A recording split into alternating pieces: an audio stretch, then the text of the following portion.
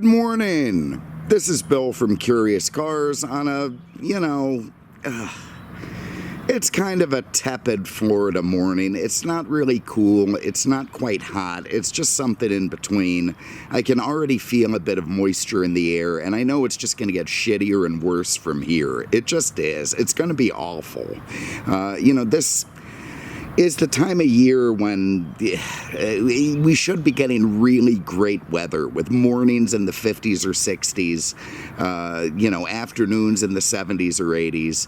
And instead, we've got another one of these bloody Florida, at least southern Florida, medium heat fronts where, I think it's about 70 plus degrees right now. It's probably going to be mid 80s by the time noon rolls around, and we're all going to be sweaty and miserable, and it just sucks. I mean, I wait all year for this winter weather down here, suffering through July heat and August misery, and now once again, I'm cheated out of a good winter. Now, I know if you're up north tunneling yourself out of negative 40-degree snowbanks and whatnot, you probably think I'm some kind of asshole, but you have to live down here to understand, and I think the southern Florida guys will.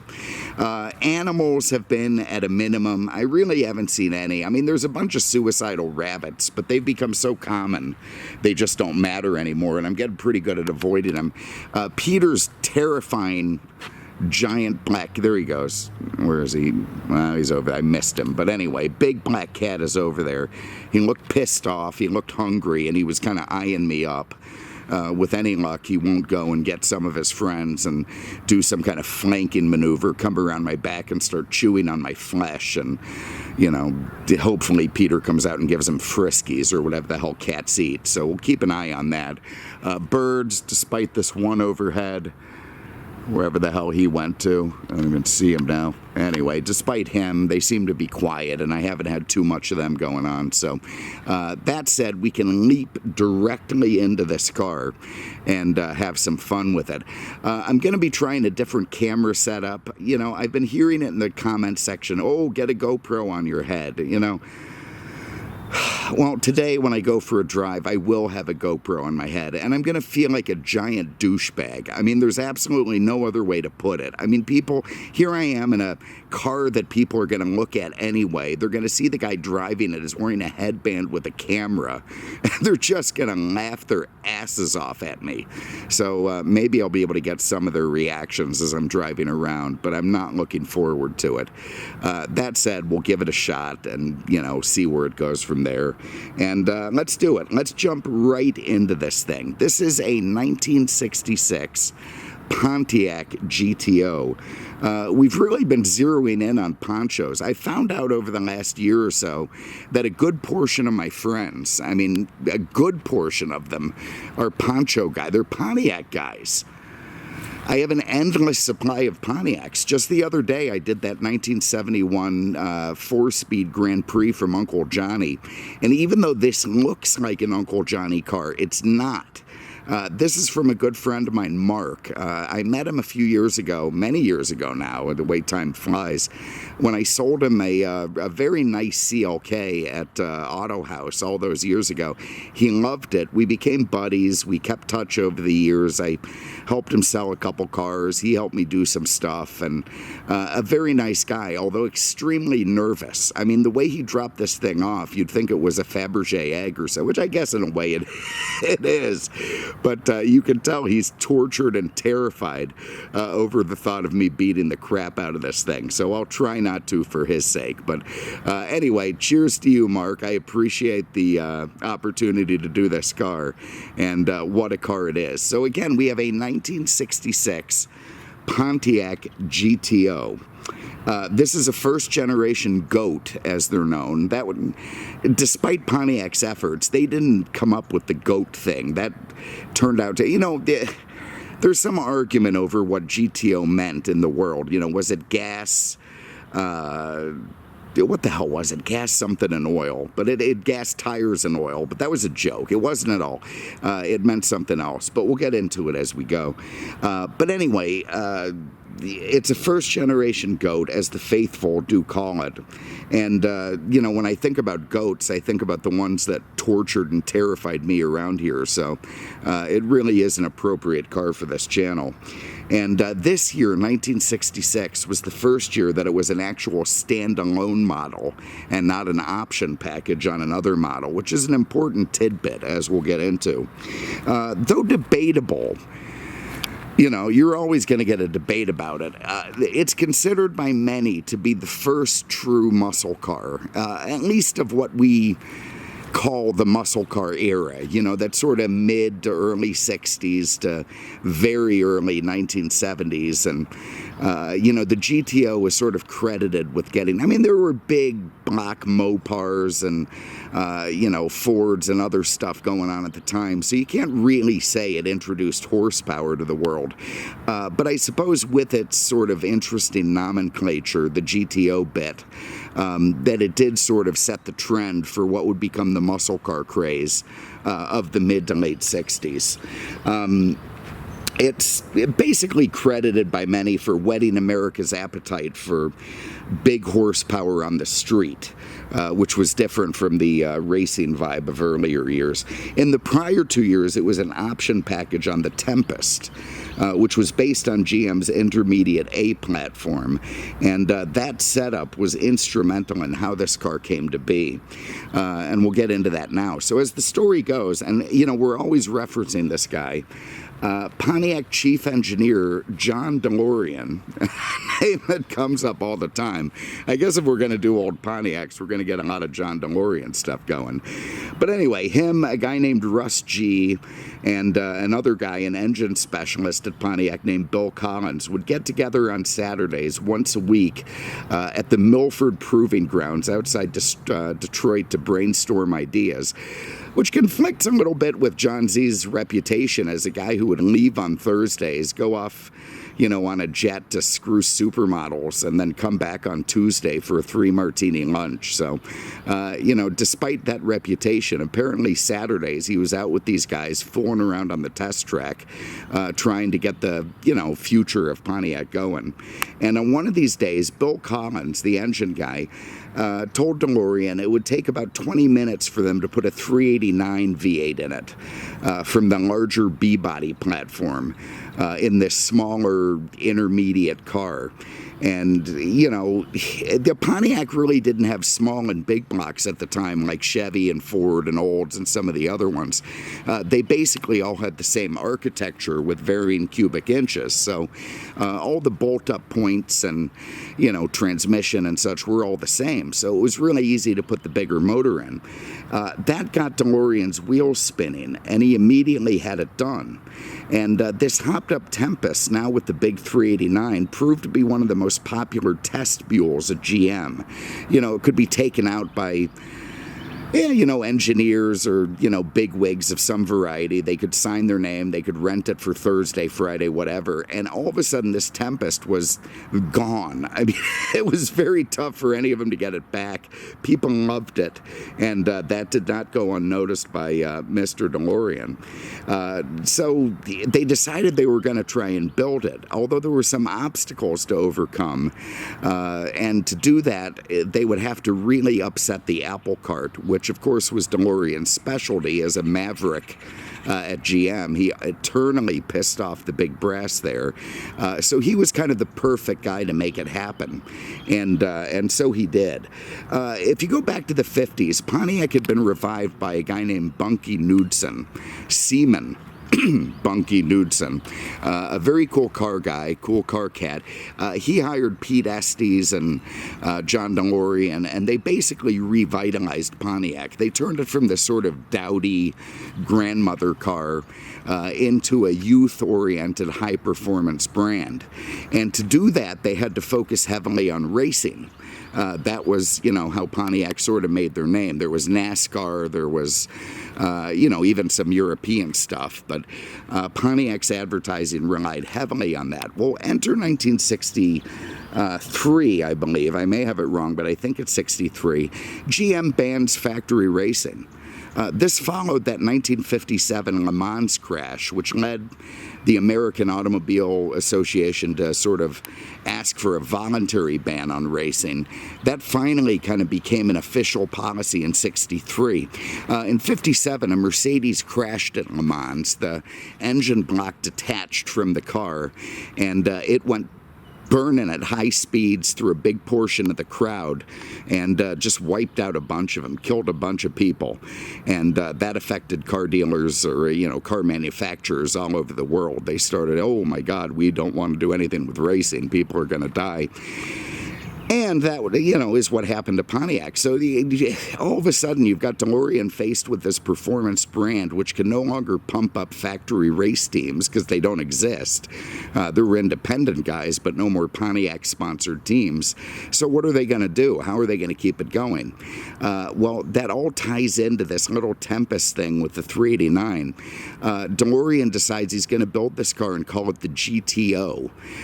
That was named after a Ferrari, of all things. A 250 GTO, which DeLorean admired at the time. And of course, it's one of the most incredible cars in world history. I think they sell for about 7 to 10 million, maybe even more, maybe 40 million. I don't know what. They're extremely, incredibly expensive cars. But GTO was a Ferrari thing, and it stood for Gran Turismo Homologation, or some shit like that. I'm not good at Italian. And what that meant basically was that for the FIA, the European-based regulatory board for racing, they determined that a manufacturer had to build about 100 cars for it to become legal in a certain class, Grand Touring racing in Europe, and that was called I can't even say it. Homologation. I'm going to go with that. Homologation. Pontiac even actually went through with that. So, some attentive cat at Pontiac, which is very unlike GM, which really didn't give a shit about how their marketing was taken, decided to go through the process and actually homologate the GTO for European racing. And I couldn't tell if anyone had actually done it or not, but it was legal to do it. But that's where the name came from. But that wasn't the biggest problem. The problem was GM had an internal rule that the A-body, this intermediate platform, could not get an engine bigger than 330 cubic inches. And all of a sudden, DeLorean wants to put the 389 in it. Well, he figured out that the rule didn't appear to apply to option packages. So he put it as an option package on the Tempest, where you could buy and order this GTO thing. That sort of sidestepped that cubic inch rule, and they set their advertising team ablaze to go out and promote it. The GM bean counters didn't have much faith in it, so they slated it to sell about 5,000 units. Well, turned out America really liked the idea because they bought 32,000 in the first year of 1964. They went nuts for it, and it all of a sudden became an institution.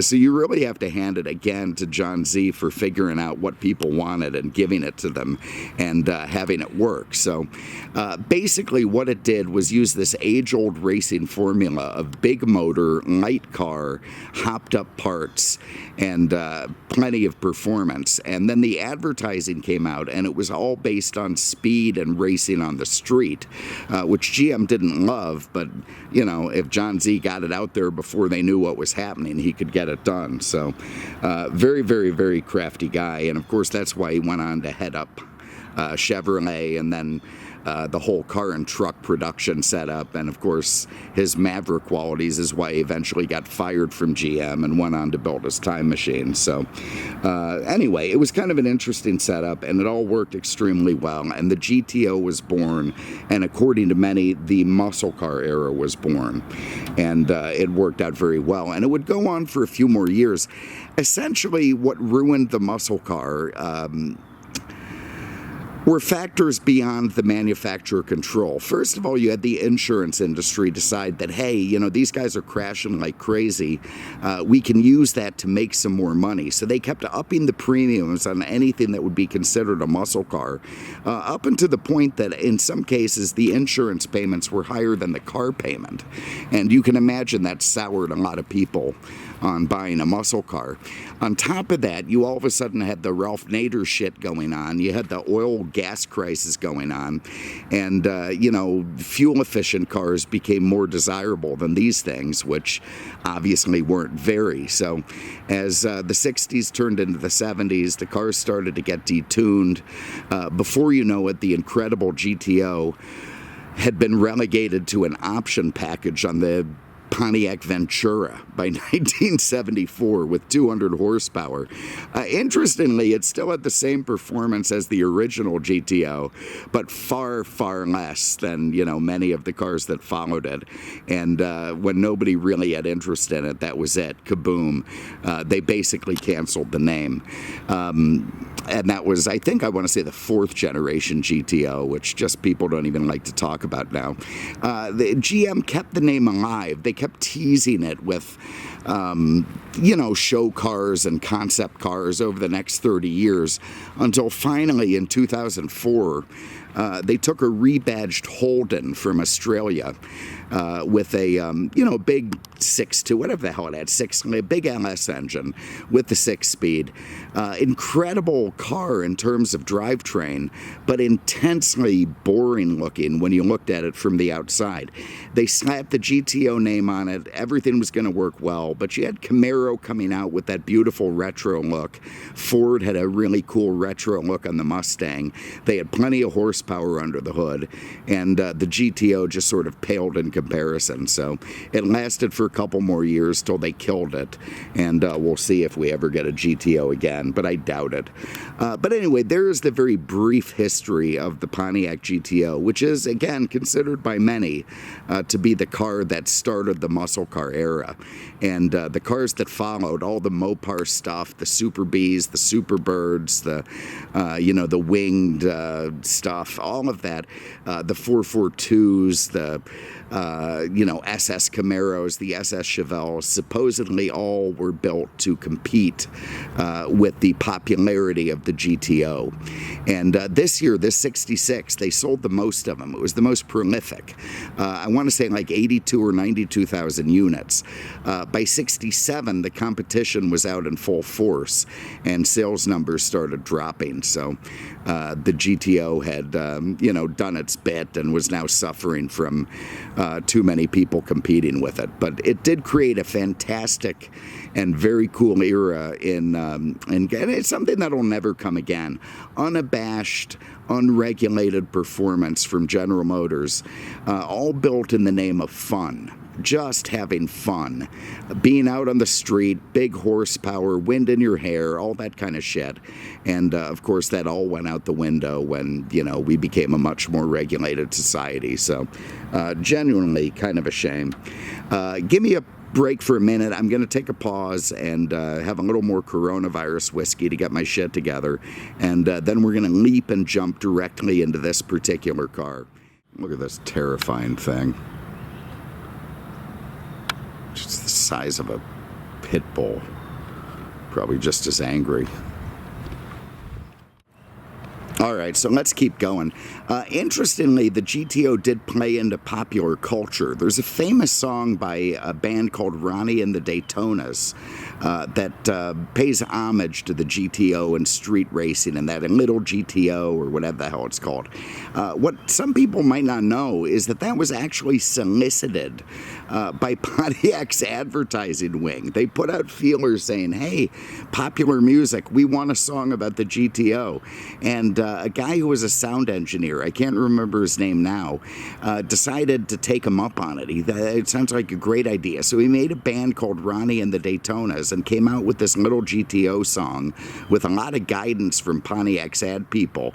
And before you knew it, it was a #1 hit. So these were pretty crafty guys who were able to keep a lot of interest in the name and interest in the car. And of course, that's why the GTO is now considered, truly one of the most important cars in muscle car history. But we're going to get into this car right now. So this is a 1966. It was the most prolific. They sold about 92,000, although far fewer convertibles. This one, Mark's a pretty cool cat, and he knows how to select them, and this is probably the holy grail of 66 GTOs. You're talking triple black, tri-power 4-speed with AC. You know, you really don't get any cooler than that in the GTO world, in my opinion. A friend of mine, Steve, has a 67, which is incredible and has a long family history. But I think 66 was where it's at for a variety of reasons, which we'll get into. The prior year, they had gone to the stacked headlights, which was, you know, sort of a Pontiac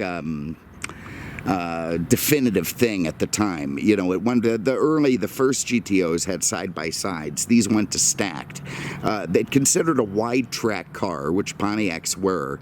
It had split grille. At some point, they went to actually having plastic inserts, which was a first for GM instead of the pot metal or, you know, aluminum or whatever was used. So they had plastic inserts, split grille, Pontiac hood ornament, very, very attractive. They also went to a Coke bottle styling. This was a dramatic restyling in 66. The prior year didn't have that kicked up hump in the rear fender that sort of gave it very swoopy lines.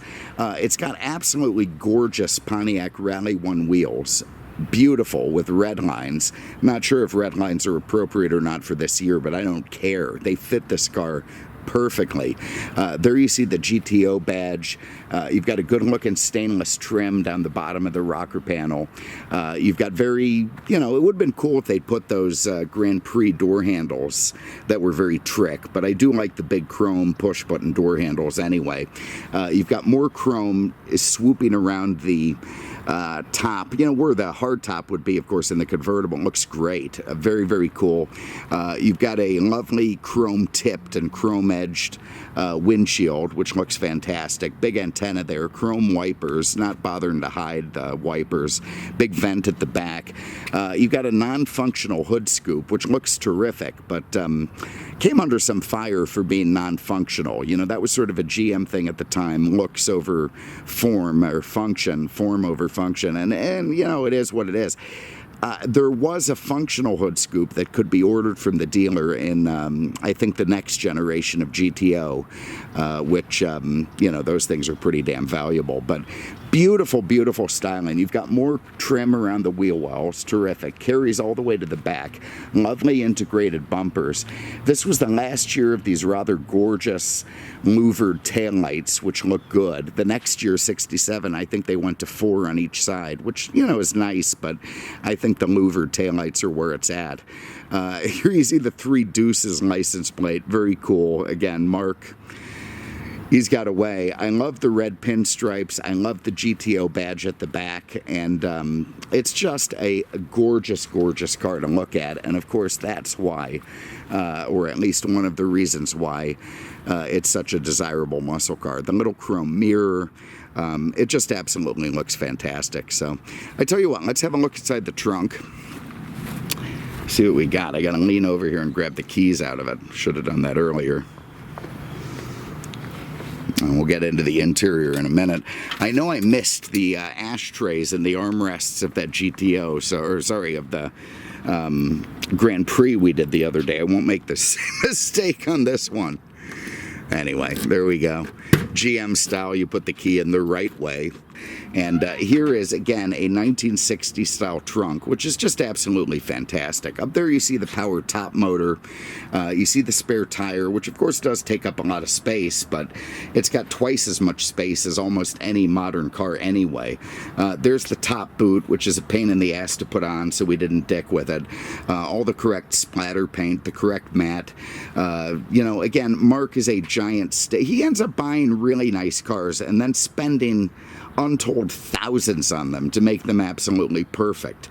And that's why, you know, I counsel him sometimes. He comes in and is like, hey, should I buy this car? I'm like, man, it's just going to give you a giant pain in the ass because it's not perfect.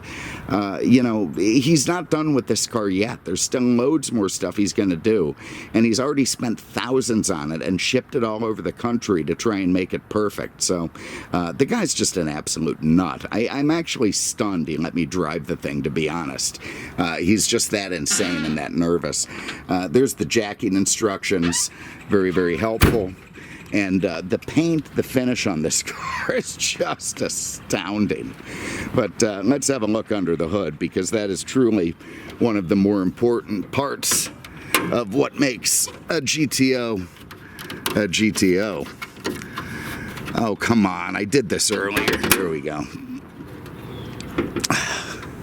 I don't know why everything has to be hard for me, so now, there we go. Okay, so there's the hood up. This is cool. I mean, without question, this is extremely cool. So it's a 389 V8. Again, the same architecture that Pontiac used. It's basically the same block. You fast forward a bunch of years to the 400 4-speed Bandit car, and it's basically the same block. But in this, incarnation, it was the 389. The base GTO motor had a 4-barrel, put out about 335 horse. This one, the Tri-Power, which means 3 inline 2-barrel carbs, which is gorgeous. I mean, why don't cars...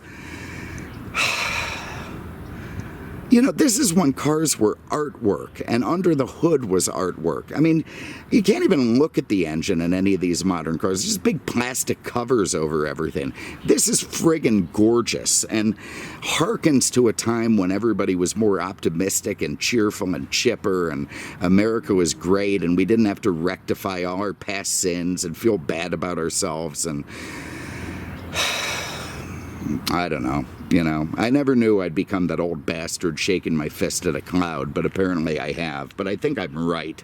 Anyway, pre-emissions, pre-Ralph Nader, pre-5-mile-an-hour bumper. This is just absolutely peak GM muscle car, and it's fantastic. One thing which a lot of muscle car purists wouldn't like is you've got this AC compressor off to the side. The hell with them. If you're living down here, you're very happy to see it. And of course, it does add to the value of the car.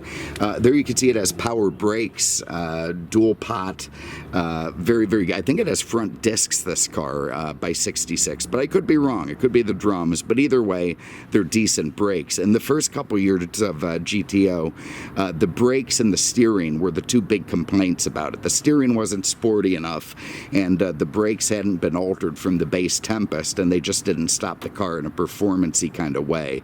But by the time 66, 67 rolled around, they had sort of boosted that a little bit. You see it also has power steering, which is fantastic. Beautiful chrome valve covers, lovely Pontiac blue paint, and it's just absolutely fantastic under the hood of this car.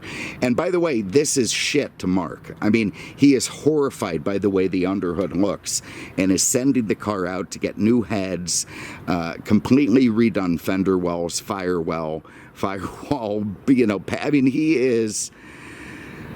Mark is what Mark is. So anyway, he's going to be making this car even better under the hood. And then down the road, he'll probably sell the thing, but not yet. But anyway, fantastic. So this was, again, what was the big deal in the GTO? And that was putting this 389 in the small intermediate car, offering the Tri-Power, which they did from the first year. So 64, 65, 66, you could get this Tri-Power setup. That went into a 4-speed transmission, very potent, into a posi traction rear end, which would lay rubber down both sides, and became, again, the definitive formula for the muscle car.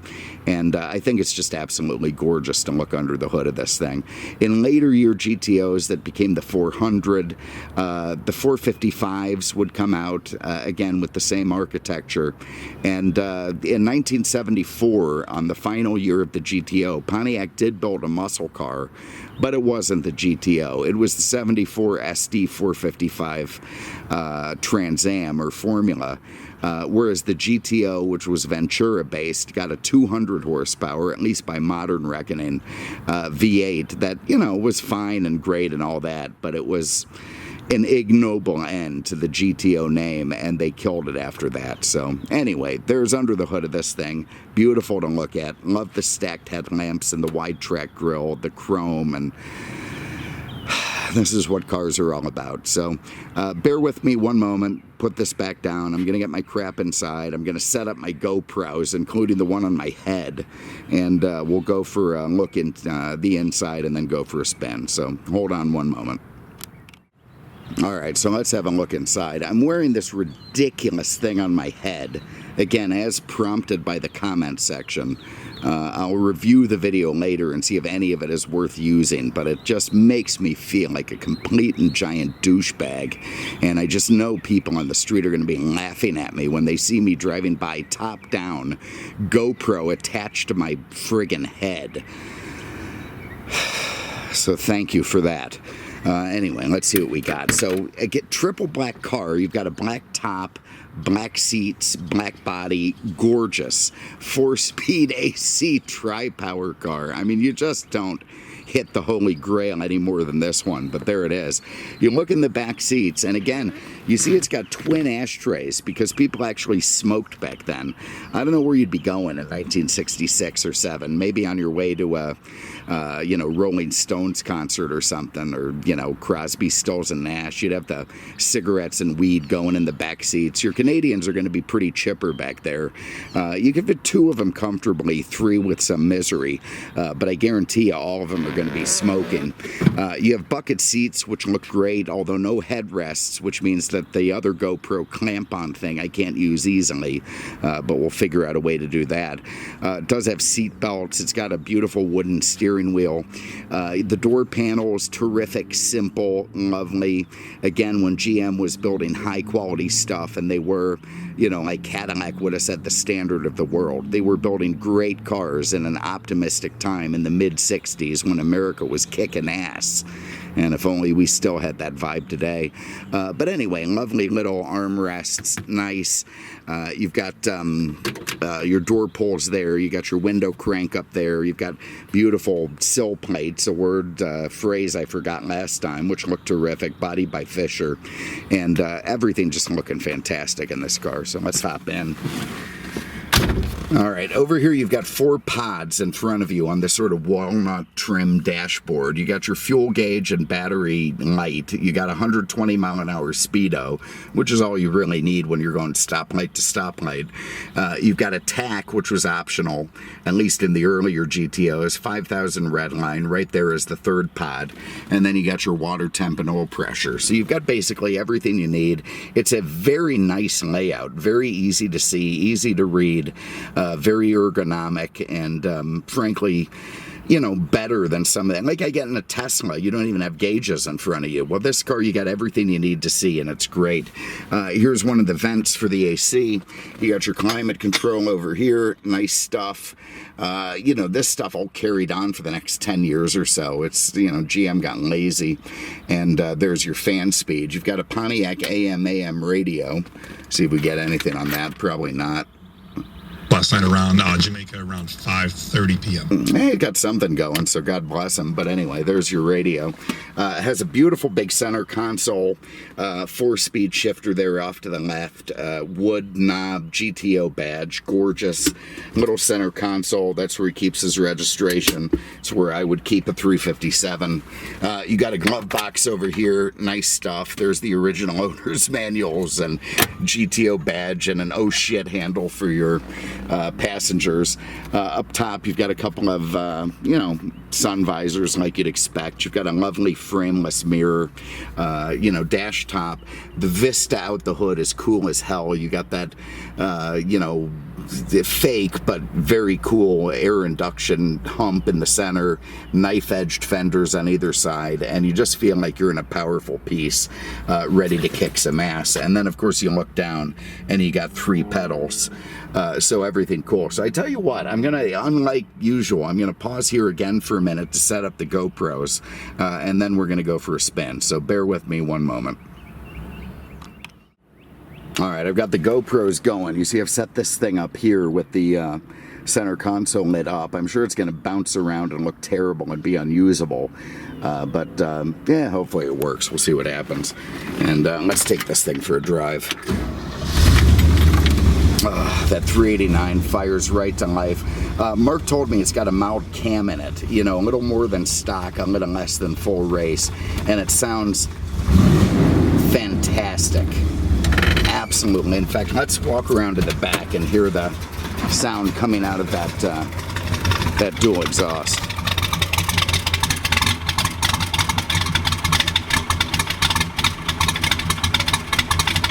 Oh, God, absolutely lovely. Love the wood steering wheel. Got a horn, which works, and yeah, there it is. Move the seat forward a little bit, and then we're gonna go for a spin. If I can find the way to move the seat forward, which so far I can't. Oh, there we go. All right. Like Uncle Johnny, Mark loves his 4-speeds, and I can't blame him. That is the way to go on an old car like this. It just makes it that much more fun to drive.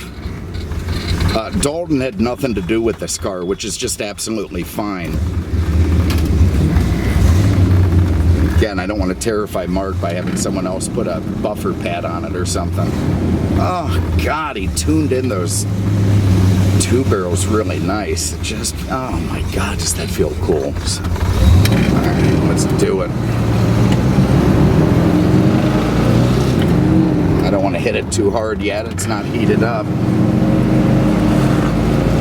But what a cool car to drive. And again, you can see why these things were so beloved.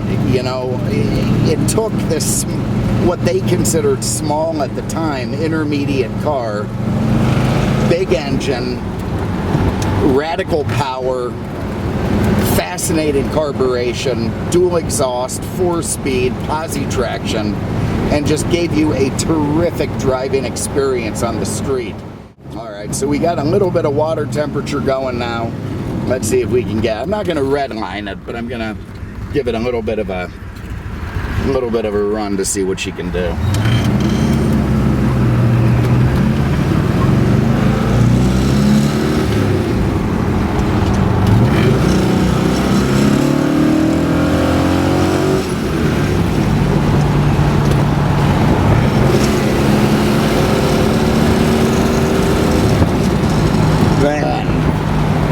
What a machine. Is that fun to drive?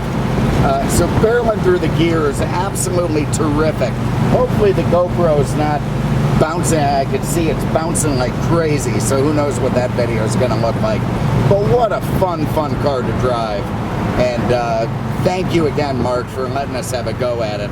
So I'm going to shut up because this is much more fun than me talking, and we'll have a little bit of a drive here.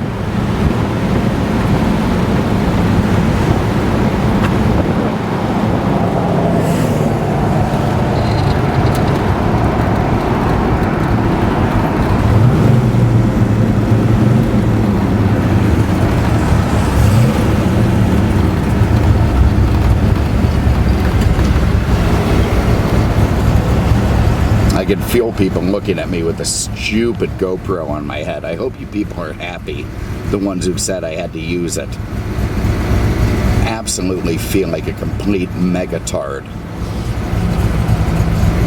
God, please turn green before somebody comes up next to me.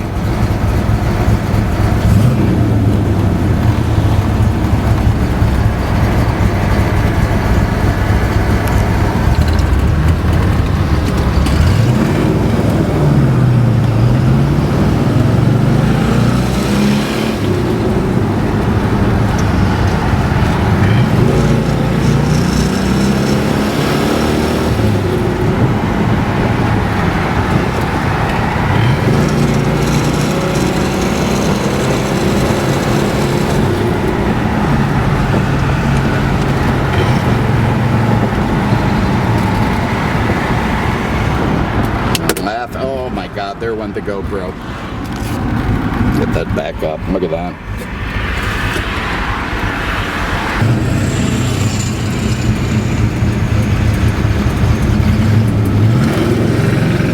Didn't get much of a hole shot.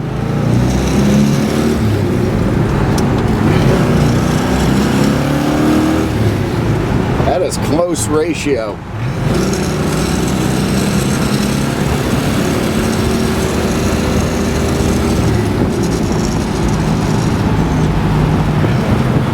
Is that fun to drive. So anyway, look, there it is. 1966 Pontiac GTO Convertible, triple black, 389 tri-power, 4-speed AC car. Absolute holy grail, incredible beast. I don't think Mark's in any hurry to sell it, although he probably will down the road. If he does, I'll edit the video and, you know, put in where he's gonna have it for sale. So thank you very much for having a look. Really, really appreciate it. Got more shit coming up. Next week we should get that Renault Alliance going. Maybe a 500e Mercedes, and quite possibly a DeLorean. It's another one that I'm working on. So thank you very much for tuning in. Get that 4-speed in first, and we will see you with the next one. Take care and have a lovely day.